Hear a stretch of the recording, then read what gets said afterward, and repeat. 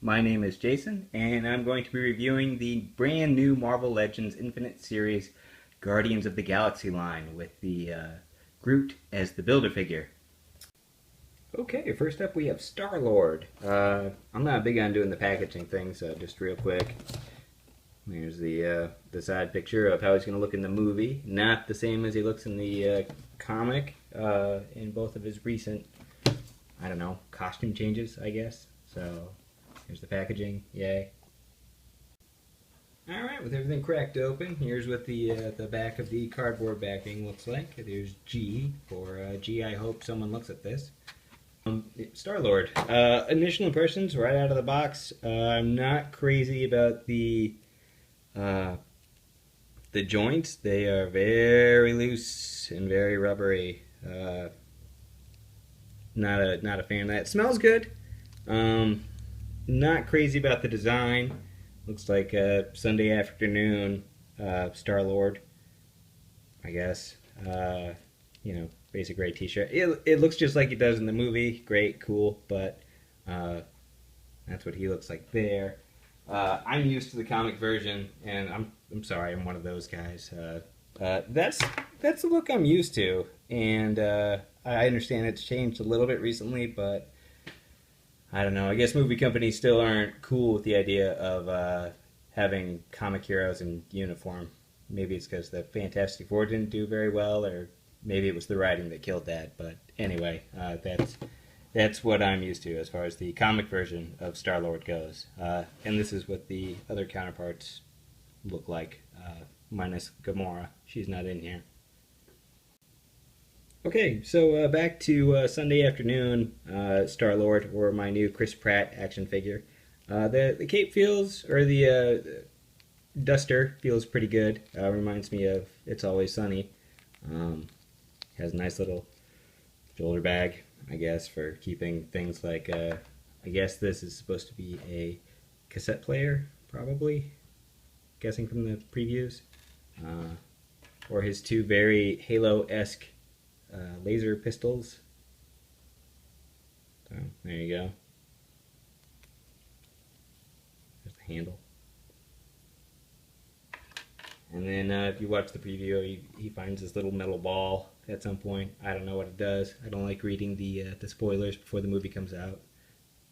So, and this is Groot's left arm. Ta-da! Note the detail. Not too bad. I'll do a full review at the end of Groot when it's all said and done, but that's the Build-A-Figure piece. Next up we have Gamora. Yeah, just go ahead and look at the face there for the two-tone hair color is nice. I like that. The shirt is painted kind of weird on the cleavage. Like, it goes in a lot farther than it should for her chest size, I guess. I'm a boob guy. I know these things.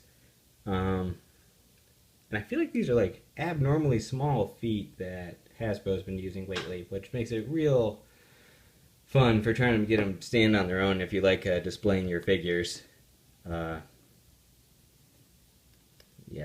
these videos can only go so long, so anyway. The paint job's nice. It's, you know, it's there. I can tell this is supposed to be kind of leathery, maybe shiny, and some nice little detail when the camera decides to focus on a neck piece and some light details on the face. But other than that, it's a okay figure, I guess. I won't be holding on to this one long. As far as accessories goes, I got a great curved sword. Love the packaging when that happens.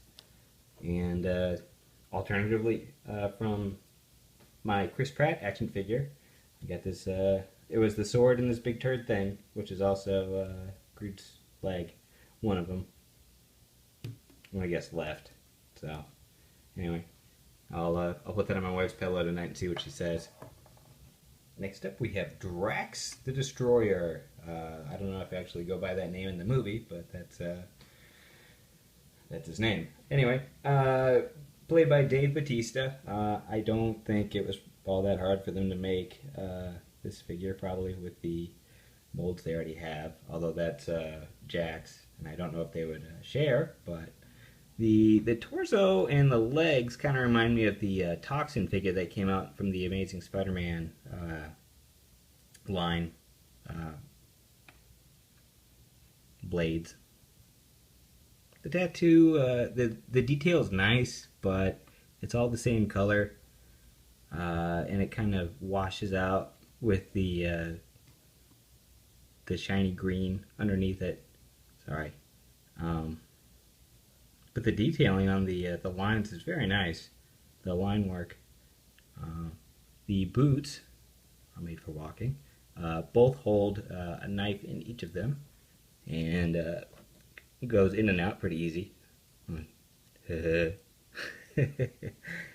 and Butthead. Other than that, it's, you know, again, the same rubbery joint as the Star-Lord figure, but I forgot to mention this, the Gamora figure has the what you would expect as far as the smaller female limbs go. So, but there's Drax again. He has a nice weight to him. The torso doesn't pass the wiggle test, but I guess for a figure as heavy as this, you can expect that. So that's Drax, and he only came with 2 knives and the torso for Groot. Well, $24.95. You might be asking, oh, how does it compare to the other Drax that they made from the earlier Marvel Legends line, Hasbro's relaunch, I guess? Well, I have both of the figures right here. The one on the right is just a little bit taller, and of course bigger, brawnier, I should say. The tattoos are very different, but the one on the left is much more representative of the comic, whereas the one on the right is the movie version. Again, Drax is pulling out.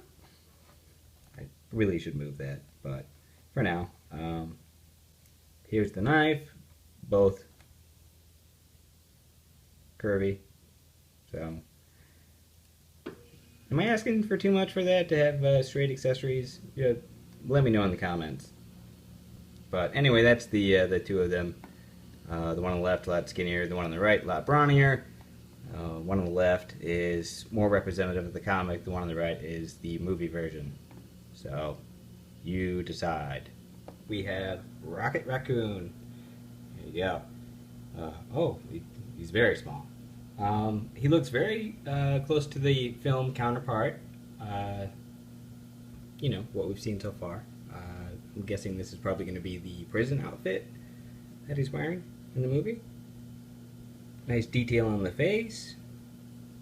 Little signs there on the chest piece. And I don't know if that's a throat mic or what, but... And Rocket comes with a whole bunch of stuff, sorta.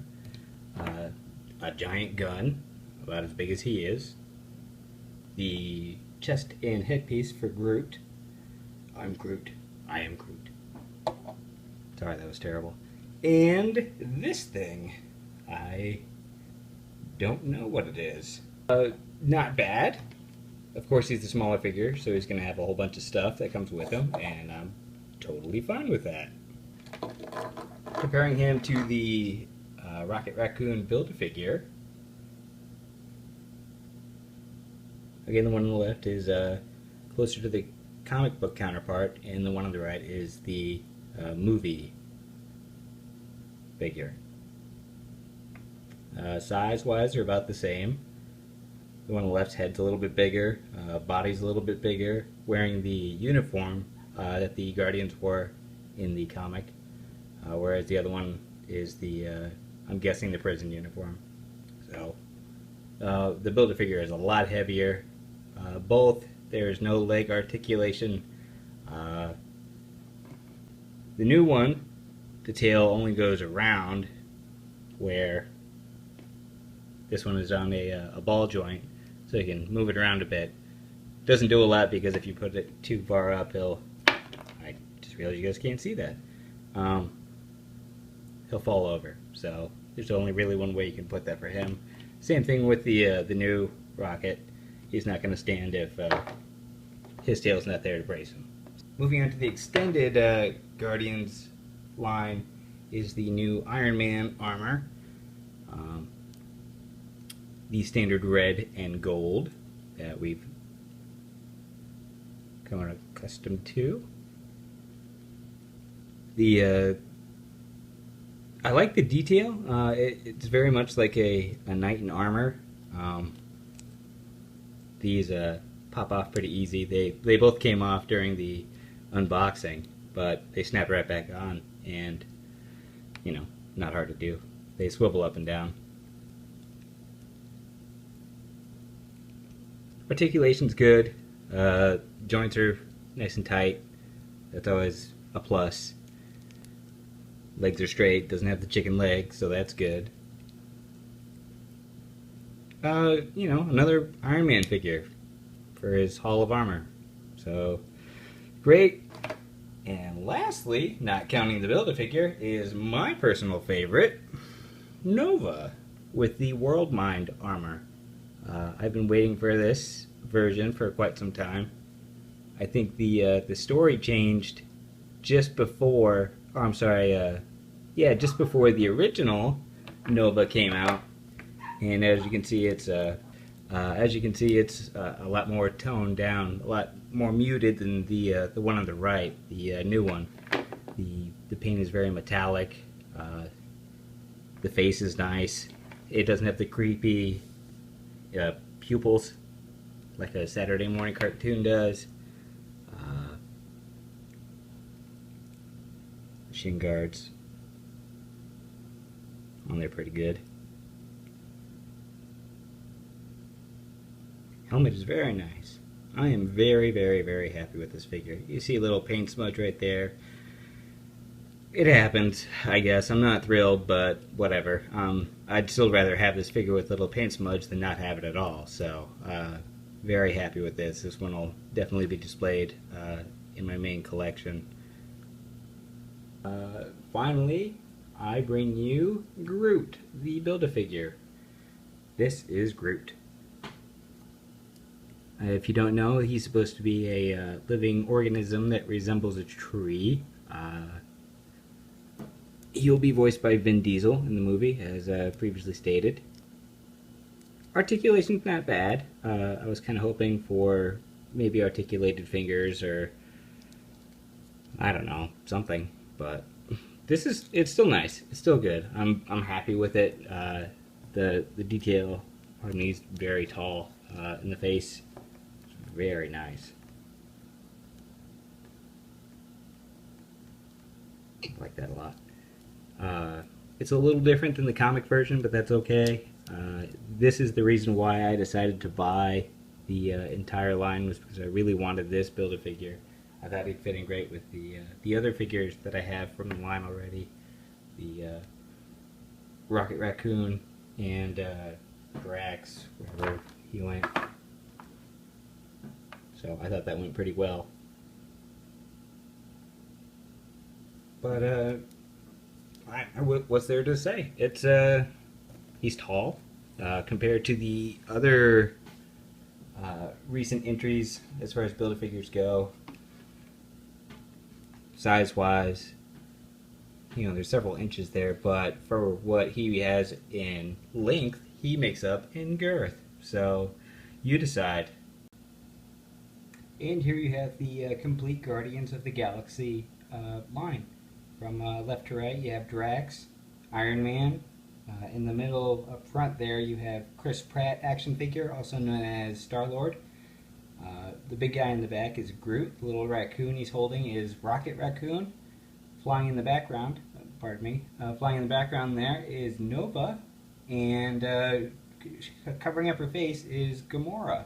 Overall, I'm very happy with the series. The detail looks great for the most part, except for Gamora's face, which is terrible. Overall, though, I'm really happy with it. Good job to Hasbro. Thank you to Amazon for getting these here so quickly. If you guys have any questions, feel free to leave them below. And have a good one. Thanks.